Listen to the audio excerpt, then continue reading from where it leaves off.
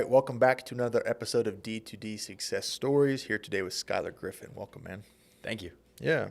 So me and you got some mutual friends. We were talking a little bit before we started, but what's the official title? Regional? Yeah, regional manager. Yeah. Regional manager at the Grit, jointly with another guy, Parker, run about half the org. Is that fair to say? Yeah. Cool, man. And you've been in door-to-door since? 2016 was my first year. Okay, nice. So anyway, running a big old org. What's you guys' regions? Like 500 guys, 1,000 guys, something like We've that? had year to date, we've had 330 guys with the sale. Okay, nice, man. That's huge. So with that as kind of the where we are now, let's go back to the beginning. So you said you're from Tempe. Yeah, born and raised in Arizona, and stayed there until went and served a mission, and then came up to the University of Utah for college. Okay. And stayed in Utah. Got married. Live in Orem now. Nice. Where'd you go on your mission? El Salvador, Central America. Oh, how's that? It was good.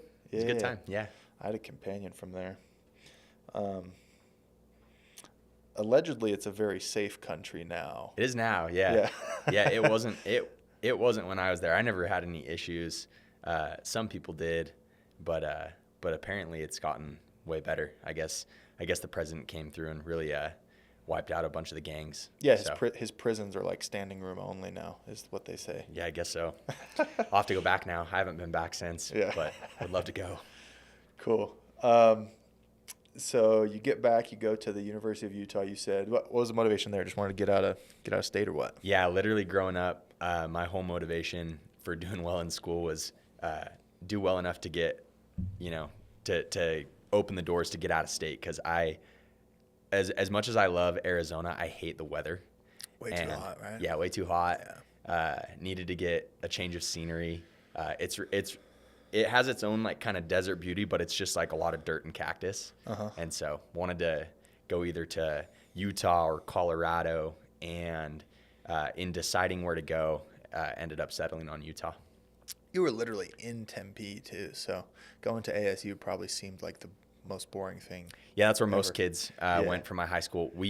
My dad and I grew up. He graduated from ASU. I grew up about a mile and a half south of the campus. Yeah. So we would ride our bikes to all the football games, and it was cool. Like I was a Sun Devil fan growing up, but I didn't want to go there for school. Fair enough. So you come home from your mission, you're 20, 21 years old, go to the U. Yeah. What happens next? So at the University of Utah, the plan from day one was always undergraduate, dental school, and then orthodontics. That's kind of since high school what I wanted to do. How'd you have that idea, by the way? Yeah, my orthodontist was like, he was the uncle of some of my cousins. Uh-huh. So not like family, but, pretty close. Uh-huh. And, for me growing up, that was like the perspective that I had, that like the guys that have the really good lifestyle, the boat, the time, the nice house, they were the orthodontists. The lawyers. I was literally about to doctors. Say boat, right? Because I had the same thought growing up. I think I said this on a previous episode, but there was like the dentist in one of my church congregations, and it's like, he works 4 days a week. Yep. He has the little fenced-in basketball court in his backyard, which to me was like the ultimate status symbol, which is funny. Totally. So I was like, okay, freaking A, man, me too. Yep. And it's like, you get older, you're like, wait a second, do I care about teeth? Like, yeah, that's kind of how it went. Yeah, cool. So, I'm assuming you were a pretty good student. Yes. I was really good in school. Uh-huh. I got a full ride to the University of Utah. Mm-hmm. And credit to my dad on that. He said, "Hey, if you want to get out of Arizona, like get good grades and get yourself out of here. Like we'll pay for local tuition, but right. Right. So yeah, did really good in school. And that was always like kind of the channel that I really focused on. So yeah, no, I relate. That was me too, definitely. So, do you get into door to door like immediately, or not immediately? So I get home from my mission, spent the summer at home, came up to the University of Utah, and then through some of my friends from my mission, they started inviting me to hang out. Later, I learned that was the foot in the door to recruit me to go do sales. So so started hanging out with a bunch of friends from my mission, and they were all going out to go sell that summer, and I was probably the easiest recruit of all time. It was like, oh, you guys are going out to sell? Yeah, I don't have anything better going on. Like, I'll come with you guys. Yeah. So yeah, it was like, are you going to make good money better than you could at home? Sure, but it's also just where your friends are going to be. Yeah, and honestly, like, I wasn't going to make better money either. I was working as a lifeguard for $9.22 an hour, or I think a swim instructor at Fairmont Aquatics in Sugar House. So I didn't have much better going on. And when they're like, oh yeah, like we made about this much last summer, I was like, yeah, count me in. Side note, I love that you mentioned, what'd you say, $9.22 an hour, something like that. Yeah. You can't even find jobs that low anymore. The 17, 19, 20-year-olds, they're so spoiled now, man. Yeah. $18 an hour at Wendy's or whatever. I know, man. Or at Wendy's, or they all have their dad's company these days. Well, that too. Yeah. Yep. Okay. So, you go out, kind of whimsically, it sounds like. Yep. How's it go to begin? Yeah. First summer, highs and lows. The experience as far as like the selling part goes, we didn't have the greatest experience. We had a great time though. Really good group of guys. But so we get out there, and a couple of weeks in, about half of like our group decides to go back to their old company selling DirecTV. So they leave us out there. I'm probably 30, 40 accounts deep at this point. Yeah. Including some of your friends? Yeah, some of my friends. Yeah. So me and about like 5 to 7 of our friends end up staying out. I had already kind of like I said, sold 30 or 40 accounts. I'm like, okay, like I'm already in this. I'm starting to figure it out. I don't want to like go start fresh anywhere, so I'm just going to finish it out here. Right. And ended up finishing the summer with 155 accounts, which was, really decent for a rookie. Yeah. In pest. I was the second best rookie on our team, and we kind of had this ragtag bunch where it was like our group, and then there was another team manager who was a sophomore who had done like 250 accounts the year before. Really good dude. And then my recruiter, who ended up sticking out with us for the rest of the summer as well. So ended up selling 155 accounts, but most of our summer days were spent, knocking a little bit and playing a lot. So, right. Fair enough. Were you kind of a natural at it, or did you have a tough start, or what would you say? I'd say I would say somewhere in the middle, right? Like I wasn't like right off the bat ripping. Yeah. But I was a really hard worker, and was really committed to like figuring it out. I remember reading through the manual a ton, and just like, I started to get better as things went on. So I would say a little bit above average, but I wasn't like a natural talent, if you will. Yeah. Cool. So what's your kind of like prognosis on door to door as you wrap up that summer? Like, it's a decent experience, kind of okay, but yeah, I mean, honestly, like I enjoyed the experience part. Like we had a really fun time out there, and I made like for myself more money than I had ever made in that amount of time. So I really liked door to door. However, I wasn't super thrilled on like the company experience that we had. Yeah. But yeah, I was like, okay, yeah, I'll keep doing this. And what was that money back then? Like 30 G's maybe? Yeah, I made 30. Yeah, I think I made 32,000, 33,000 that summer. Yeah. Or solid. actually, no, pardon me. I think it was 23,000. Okay. Yeah, I think it was 23,000. You must have been selling a lot of free 89s like I was. Oh yeah. No, average contract value was 450 that year. Yeah.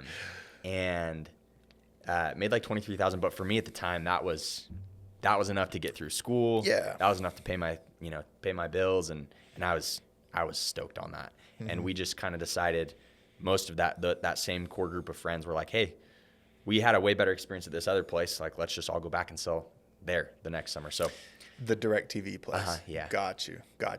Which you didn't have that experience, but they had done that like the summer before you came around. Yep, totally. Yeah. Cool. Okay. So are you like, man, I should recruit a whole bunch of dudes and try to do a team, or are you just a little bit along for the ride at this point? God, kind of in the middle again. Yeah, Like yeah. I was like, oh yeah, like I'll recruit people because there's some money in it. Uh-huh. But I was, it was all with the intent of do this for a couple of years, save up a nice little nest egg, put it towards dental school. Yeah, yeah. You're still dialed on the... Still dialed on school. I was using door-to-door as a means to an end, just a stepping stone to get through school and just get ahead that way. Cool. And so talk about that second summer then. Yeah. So between first summer and second summer, I got married. I met my wife through the friends that had recruited me for the first summer. There you go. So we get married, and then we go out together for our second summer selling DirecTV in Austin, Texas. And with a lot of the same group of guys, my original recruiter from that first year had recruited a bunch more as well. I brought out one of my friends and my little brother and kind of helped co-manage that team, if you will, a little bit. And another great summer. Like, we had a really good time. Austin, Texas was really cool. I love that city, dude. Yeah. Lived down there for a while myself. Yeah. That's cool. It's hot.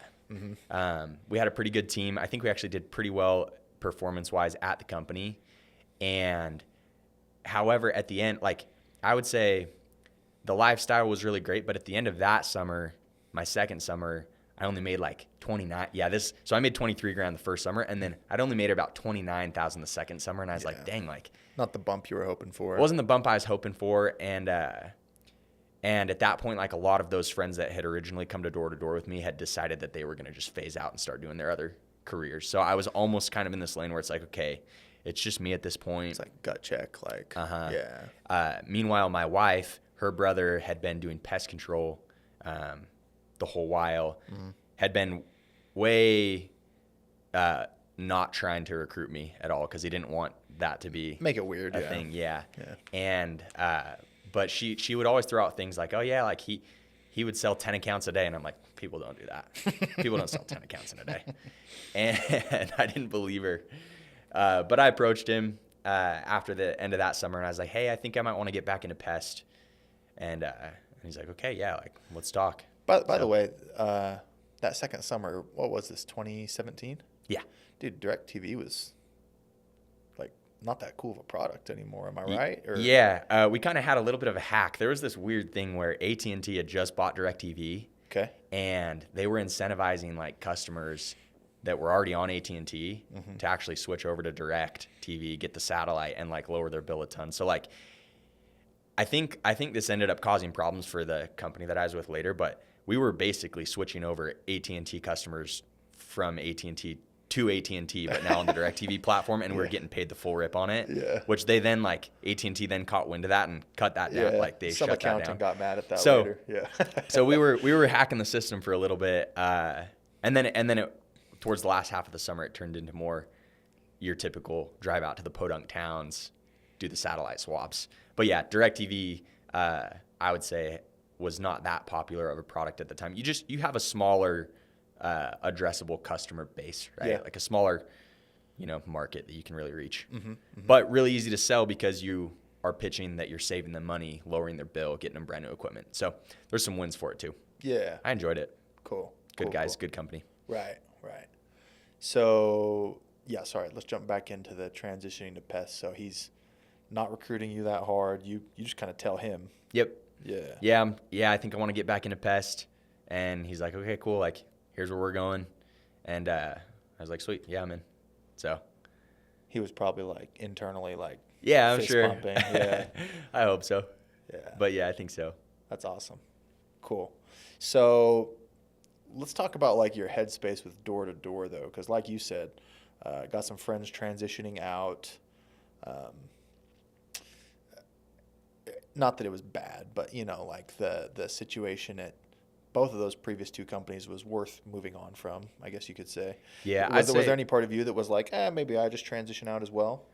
No, I was always from the get-go like, I'm going to do this my whole undergrad career because I was still making more money than I would make doing other stuff. Still got to address the and like for life. Yeah. Yeah, and I was still able to really like focus on school and getting good grades, focus on getting the internships and experience that I needed for dental school, and really just like getting like the work portion out of the way in the summer.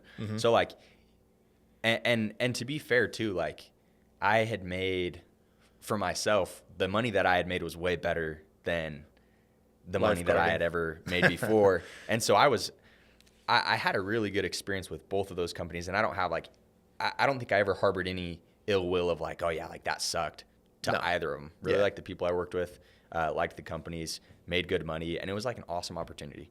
And it was still that going into that third year. But then where we'll probably get to that third year is where like I started to see like what it really could be. A little more vision. Yeah. And like the earnings, like really skyrocketed that year. And I was like, something that compares favorably with dentistry. Yeah. Yeah. So that third year went out, and that was probably one of the coolest summer teams that I've ever been on. We were out last minute. We were going to go with one company. We ended up switching over to Greenix. Okay. Very last minute. Some of the people had already been driving out, Oh, wow. to the road. And we ended up switching over to Greenix last minute and heading to Detroit, Michigan, to sell bug spray. And everyone's like, you guys are going to Detroit to sell pest control. And now I think a lot of companies like Detroit. I think we kind of like set the standard out there. It's nice and swampy, right? It's beautiful out there. It only gets to like mid 80s in the summer. Yeah. It's super green. But it wasn't a very popular pest control market at the time. Just to be knocking. Yeah. I got you. But went out that summer and sold quite a bit more and was on a team with really great leadership.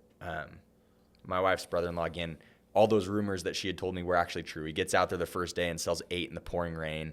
And it's like, oh, like this is what other guys can do. And then Parker, who's now my, co-regional manager, business partner, he was out. He ended up doing 600 accounts that year. Ben ended up doing 600 accounts. Ben's my brother-in-law, did 600 accounts that year. And so I went from having done 155 accounts to kind of seeing those guys and being trained by them, and then did 370 accounts that year. And then that year went home with just shy of $100,000. And I was like, oh, like that was 3.5 months. Like this could actually be something. There's something to it, man. I talk about it with my guys all the time. It's like, and it's a thing as like a regional manager or owner too. It's like sometimes you look at all your little teams and you're like, man, this is like, I'll take a bad example. Like this is tough because this whole office is doing a little bit bad. So their brand new rep comes in and his whole concept of what's good, what's medium, and what's bad is just off. Totally. What he thinks is good is actually mid at best. What he thinks is medium is like in this other office, they'd send him home. Yep. But you got it in revert. You got the good version of it. It's like you go there and you're like all of a sudden like, wow, I just had a low standard for myself maybe, and that type of thing. Just hadn't been on a team with like really high performers. Yeah. Kind of talk about like the extent to which you just learn better tactics and techniques versus maybe just mindset from seeing other people do it. Yeah. I mean, I'm sure both to some extent, but yeah, I think it was a little bit of both. It was a lot of listening to what the top guys are doing and just trying to copy and paste. Yep. And also seeing like their examples of work ethic and knocking the full hours, and just like the longer you do this job, the more you realize like there just are no secrets to success. It's the people that are the most intentional about like how hard, how long they work, and then also the most intentional about trying to get better at pitching and at selling. So I learned a ton from that first year working with Ben and Parker. Learned so much from those guys about how to pitch and different things to look for and different sales strategies. So you do 370, you said. Is this when Greenix had started doing a lot bigger account sizes, or not quite? Yeah, you could say that our group really pioneered that. Yeah. For Greenix. Cool. Our average contract as a team was probably about $180 to $100 higher than the rest of the company. Yeah. So you took not just a 2x jump in earnings, but probably like a 2.5 or 3x. I like more than 3x what I had earned the previous summers, which was really eye opening. And that was like the initial inflection point of, maybe there's more to this than just a summer job. Right. And of course I could see people really close to me, my brother-in-law in particular, who now had gone out and sold even better than I did and managed a big team. I'm like, oh, like he must be making quite a bit of money. And I was also seeing like just the impact that he was having and the success he was having. So I started thinking a little bit more about that.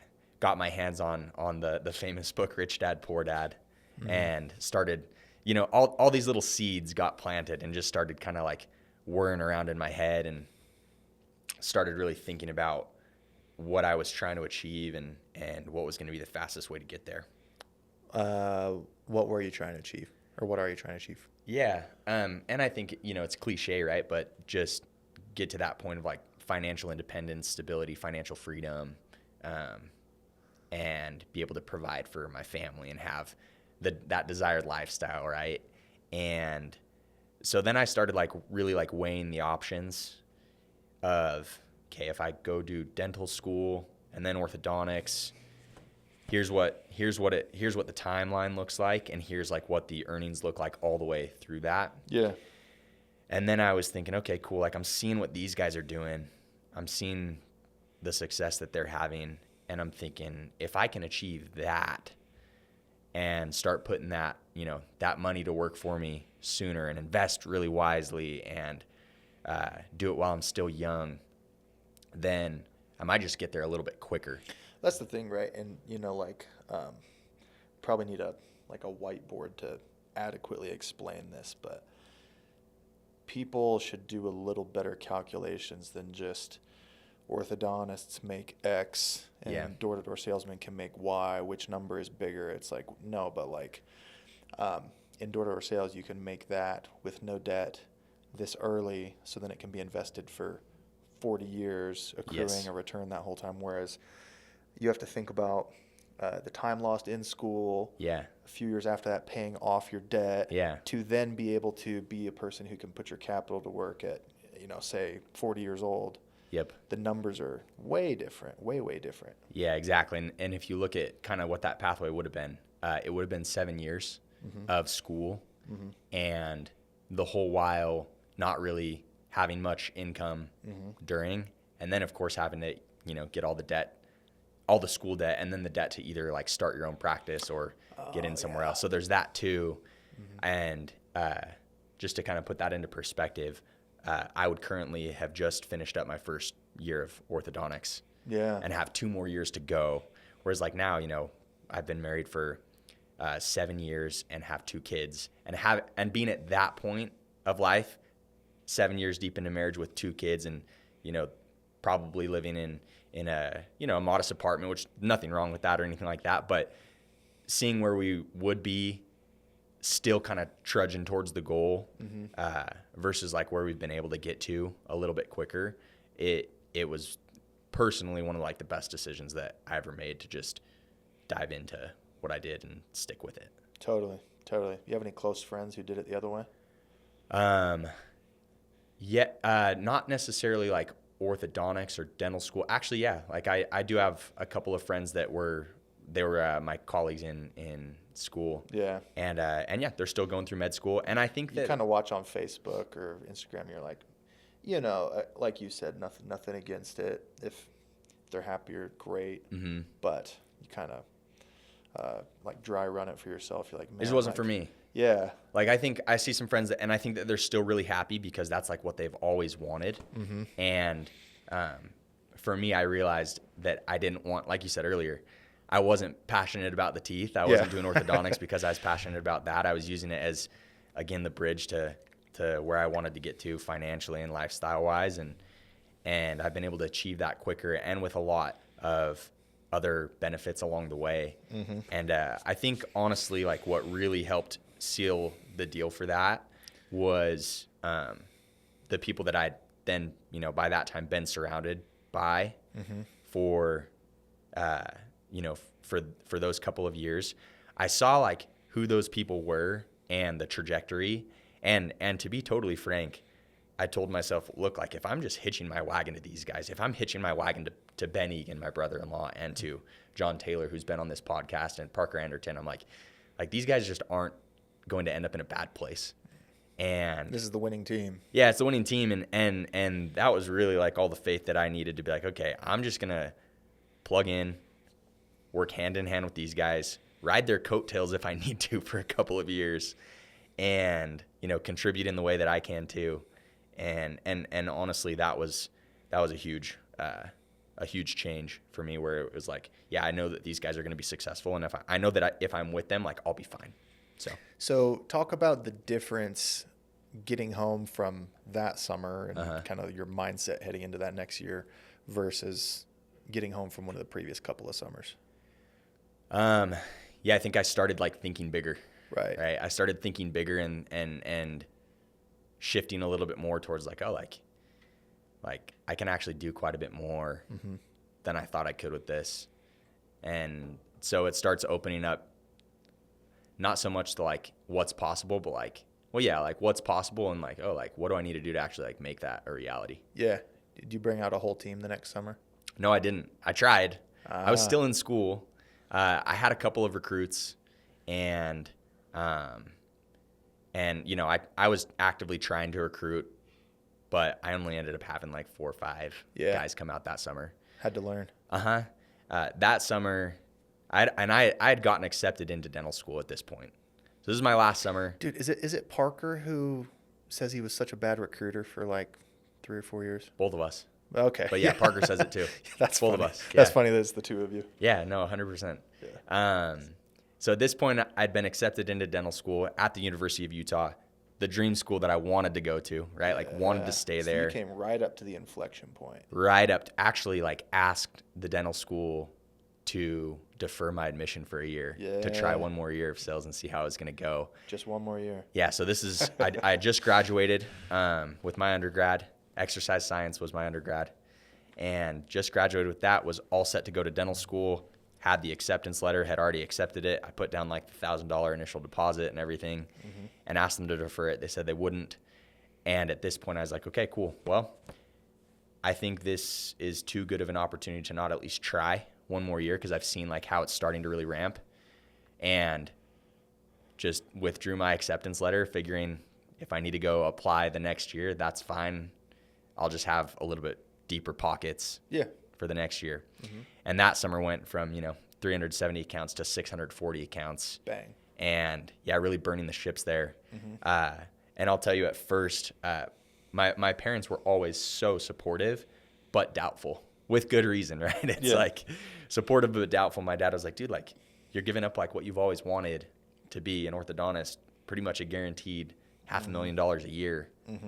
To go do this door-to-door thing, like you should like make sure that you're considering everything and thinking about it. And at this point, I had really cut the apple 1,000 different ways. And it was like a hard decision. Like that was not an easy decision to pull the plug on dental school. Right. But when I did and went all in, again, just being surrounded by the same guys that pushed me, that year we went out as a team and did some incredible things, broke a lot of records. And personally, did a great job too. And again, earnings skyrocketed from the previous year, and I was like, okay, like we're getting somewhere. We're heading in the right direction. Yeah. So. Yep. That's awesome, man. I guess same question. Like, earnings skyrocket again. Did you get that much better at sales, like tactically, or that much bigger of a mindset, or what would you say? Yeah. I would say I was for sure getting better at sales. Mindset as well. And I think that just came with experience. But I remember that summer, I think a lot of guys, this is something that I talk about with our reps a ton, but just making intentional improvement every single year that you're selling, where I think so many reps just think that they can show up to a morning meeting and then go out and do 100 pitches a day, and they're just going to actually get better. Right. That summer, I remember reading like Sell or Be Sold on the weekend, and still watching all of the training videos and watching like the reps that were better than me, the training videos of their pitches, and trying to like pitch like them and just trying to get a little bit better. And I remember pacing with, Parker and Calvin Escobedo. Calvin and I would just watch those training videos on the way out to area and just listen to them over and over and over again. So for sure I got better at selling just because I was actually making an intentional effort to get better, even though I had already sold at what some would consider like a pretty good level prior to that. But yeah, I definitely got better that year too. Sweet. And where does it go after that year? That year, now dental school's off the radar. I'm like, okay, cool. I'm doing this thing. So ended up moving down to Orem. One of the recruits had done really well with us that summer, and he ended up recruiting a ton of guys. Yeah. So ended up growing the downline in that regard, picking up a few extra recruits on the side. But we grew, I was able to grow to 20 to 30 guys that next year. That was also the COVID year where everyone was really uncertain what was going to happen. Right when COVID strikes, Greenix is pulling back on like, hey, we probably won't be able to take as many recruits out. We actually had to cut some guys. We're going to start later. You're not going to be able to knock as late. So a lot of crap hit the fan there. But we went out COVID year, and as a lot of guys in door-to-door know, like 2020 ended up being one of the best years in door-to-door. Dude, it's a weird one because I'd say probably 3/4 of people, that was like one of their best years ever. That's kind of a year that like made them in some kind of way. But then there are some others who like it broke them a little bit. Totally. It was like a mix up. It's like somebody grabbed the globe and just shook it real quick. Yeah. And we're all different than we were before. You know what I mean? Yeah. Yeah, and I think it forced people to adapt, and those who adapted survived. Yeah. So. Yeah. No, it was the same for me. We took a big leap forward. So that's when the grit became a thing. That summer was still Greenix. At the end of that summer is when the grit became a thing. Got you. Okay. But it was beginning to... I had no idea. Ben had kind of seen the writing on the wall. Ben's rodeo, yeah. He had kind of seen the writing on the wall, and he had already felt some of the constraints about, just with Greenix and the rate that they were trying to grow at and the rate that our sales program was starting to grow at. Yeah. And he's like, he had already kind of anticipated at some point needing to do our own thing. It just came a lot sooner than expected. And so the end of that summer, we're sitting in a hotel room in New Jersey, Parker, Ben, Calvin, and I. And Ben's dropping this on our heads like, hey, like, we've got a couple of options. We can either stay at Greenix, and they've put some pretty hard caps on how much we can recruit and grow, or we can go do this. And Ben's always been just such a visionary leader and someone that puts his people first. And he's like, I'm not going to put you guys or our people in a position where like they're going to be capped moving forward. Right. And so we're all like, all right, like let's strap in, let's get to work. So it's awesome. And some of the guys involved had been involved in a marketing company previously, right? Well, I mean, like, or am I imagining that? They had worked. Parker and Ben and Calvin all worked at Vantage before. Yeah. Okay. But they hadn't done like their own marketing or anything like that. Okay. Was that important or not really? The fact that it was a marketing company. The fact that they'd like seen that business model before. I don't think so. I don't think that really played in a ton. Maybe a little bit. Yeah. Cool. So big leap of faith, I'm guessing. Yeah. Big leap of faith, and again came down to the same thing, right? It's like, okay, cool. Like I'm with you guys, so whatever we do, we're gonna be fine. Yeah. Something to that, right? Just being able to trust that somebody's got an answer. Yeah, we knew that, and we knew that like, well, we didn't have like the answers, but we knew that we would figure them out, and that we would adapt, and that was something that we had seen within our group a lot of times, over and over again. Just the ability to like adapt to the circumstance and adapt to the situation and find a way to make the best of it. And so, just plugged in with the right people again. Love it. So talk about from that moment to kind of scaling up to the org you're running today, because it's a big head count. It's a lot of guys, a lot of revenue. Yeah, it was atypical, and I think honestly, like for a lot of people, it probably is pretty atypical. So that last year at Greenix, our team did decently well, but when there was a little bit of uncertainty with Grit doing its own thing, and that rep that had recruited a bunch of guys ended up deciding to go take all of those guys and go do solar. And so lost the entire team other than save maybe like 3 or 4 recruits. Yeah. So back to square one going into year 6. Okay, just real quick. Yeah. I'm gathering that you're a pretty graceful guy, so I know you're not going to say anything negative, but have they come out ahead on that decision? Or They did great. Yeah. Okay. It was I think it was really good for them. Yeah. They've been really successful. I think they made the right decision for them at the time. They would have done really good with us. Yeah. They also did really good over there, and it's all love. Like we still, chat regularly. Yeah. And our kids hang out from time to time. Like we get together with them. There you go. And they've done really well. So Cool. Nothing but the best. Okay, sorry, go ahead. Yeah, it's okay. So yeah, back to square one again, going into year 6, and it's the first year of Grit Marketing. And so this is at the time where this same year, Parker loses a big chunk of his team as well to also go do solar. Mm-hmm. A lot of guys were going to solar right at the end of 2020, right? Yeah. And That 0% rates, they hit different. yeah, so Parker and I are basically, what you have are 2 reps that have sold at a really high level that have started to finally gain traction recruiting and then basically gotten the rug pulled. And you also had Ben and, the head leadership at Grit who were really starting this new company and had a lot of reps who needed leaders or needed managers. But maybe Ben and John and Josh and Garth, they were really tied up with like the runnings of the business. And so Parker and I, fortuitously, they decided, okay, we're going to partner you guys and we're going to throw a bunch of these bodies under you guys. Mm-hmm. And so that was a little bit of the saving grace for us at that time.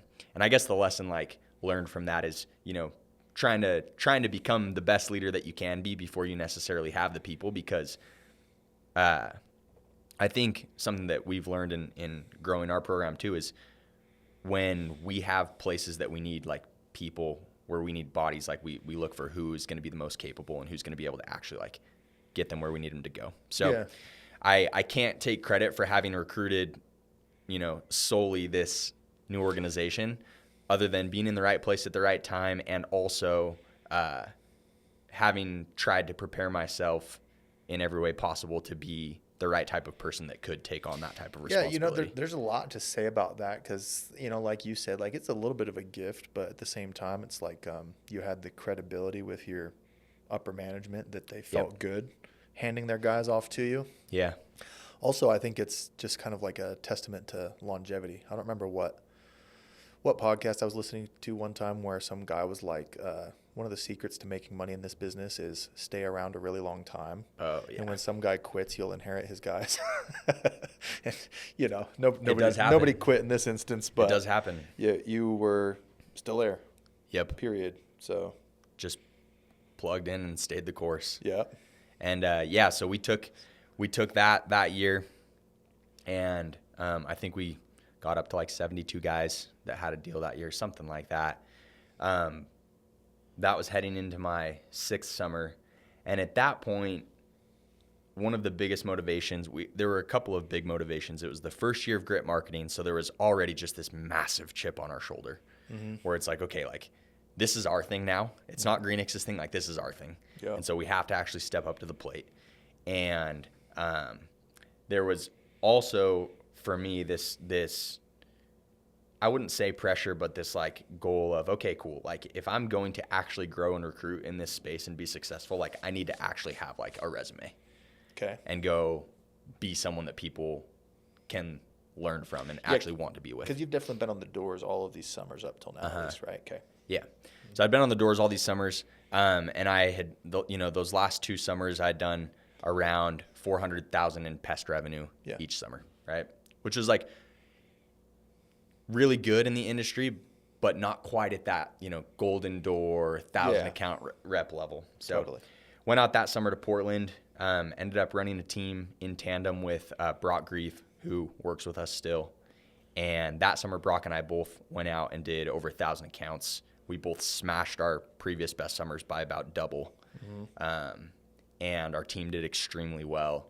And we were able to come home, first year of Grit Marketing, and now have not only a resume of success for the company and say like, hey, like this works, we did it, but also like personally have the resume of like, hey, like we're the types of guys that you can learn from. Totally. And it's funny, a lot of the time guys talk about this really evasively. And you're not the first to just say it like that too on the podcast, but I think it's totally fair to just be like, yeah, I need to go crush it because I'm going to recruit on the basis of this accomplishment. And who knows what kind of butterfly effect that's going to have for me the next 5 years as my high-level recruits run teams. And, and you know, we always like to stay in the trenches, but at some point you're even going to be hitting them with the back in my day, I did XYZ stories. I'm getting to that point now. Yeah. I do it all the time. So yeah, man, you absolutely have to do that. And when you do it, you've got to go claim your W as well. Yeah. And that's what I would say, like really the grit was initially built on. The grit was initially built on, hey, we have this many guys that are selling at the highest level possible and doing it better than anyone else. Come here, we'll train you the best. Come here, we'll train you. Yeah. And that's like literally like that's the backbone of what we built the grit on. And so I had to go out and do that for myself and be able to be one of those guys. And that's probably one of the biggest things that's allowed me to actually have the longevity that you talk about is just having like a resume. Tell me the numbers you did that summer again. 1,100 accounts, 826,000 in service revenue. Huge. Yeah, it was great. Yeah, it's awesome, man. And so from that summer and going forward, you guys really just start murdering it in recruiting and yes and no, right? Like that's the other thing, right? Is it's never been always up and to the right. Yeah. But yes, we did do really well in recruiting that year. Let's see. So that summer to the next, we picked up quite a few bodies from other companies. And actually, to the credit of that, one of the reps that I sold on the sister team of Inaptive in 2016, he had gone out and done Fox. I had been at GreenX. We had touched base every single year. And it was like, oh, how'd you do? Good. How'd you do? Good. You want to come check out my company? No, I'm good. You want to come check out my company? No, I'm good. And that year that I did 1,100 accounts, he actually reached out and he's like, hey, dude, like let's talk. You kind of finally separated yourself from the like we're peers, we do the same type of numbers conversations. Like, I definitely like kick butt now. Like yeah. He's like, okay, cool. Like we've always sold it. He had actually sold quite a bit better than me for most of those years, and to his credit, right? He's like, oh yeah, like dude, you did really good this year. Like I want to hear what's going on. They ended up coming over from Fox, and they've been with us ever since. And so, yeah, things started to really like fall into place a little bit. We started picking up more teams here, picking up more teams there, and we did grow quite a bit that year. Just a side note, because I'm so distracted by it. Somebody in like senior management at the Grit must say up and to the right all the time, because I've heard all of you guys say that Up phrase. and to the right? Maybe so. There's a lot of lingo that gets tossed around. Yeah. There's the phrase of the year, the phrase of the month, But yeah, up and to the right. No, I think I've heard that from you, John, Cody, like the whole squad. That's funny. That's awesome, man. So talk about like kind of the different workflow you have as a senior leader with a whole bunch of teams to manage versus say individual rep stuff for sure, but also even just one team type stuff. Can you clarify that a little bit? Like, what do you mean? How's it different being a regional than being Yeah. So in the trenches, it's so much about just like showing up and setting the example, which is still what we expect from our guys that are like out there running teams in the trenches. And now it's like, and this was like a hard adjustment at first, was like, what can I like contribute, right? What can I contribute that's going to yield the best results in performance for like my guys now? And it's also like learning what to like say no to, so that like I can actually contribute in like the most effective way. Yeah.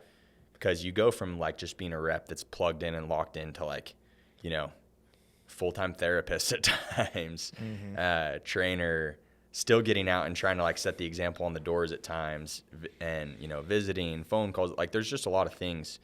But really, like what I've tried to do is get more clear on a few specific things that will contribute like the most, and then try and like focus on like those things. Your highest and best uses. Right? Yeah. The things only you can do. Yeah. Yeah.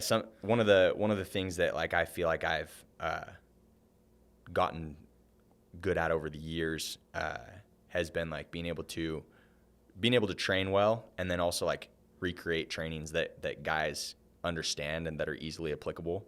And so train how to train. Yeah. Easily packaged, simplified stuff. Yeah. So like right now, currently like today, we're rolling out, kind of a midsummer boot camp series of trainings that I have like a big part in creating that are going to be company wide. And so hopefully like everyone pops from those. We did them last year and they did really well. Parker, myself, and Drew Hansen collaborated on them last year, and we saw a lot of fruits from that. So that's something that I'm focusing on. Helped really pilot an online training course. We had never really had a super built out online training course or training manual. Right. And so really piloted that this last year, which has freed up, honestly, thousands and thousands of man hours for the initial recruits that are just coming through the pipeline to just get them from 0 to 1. Yeah. Where now that time can be better spent. First task, read the book. Yeah. Yeah. Yeah. 100%. We'll do all the in-person stuff after you read the book. Yep. Yeah. Yeah. So focusing on things like that, and that's been a big shift, but it's been good. Love it.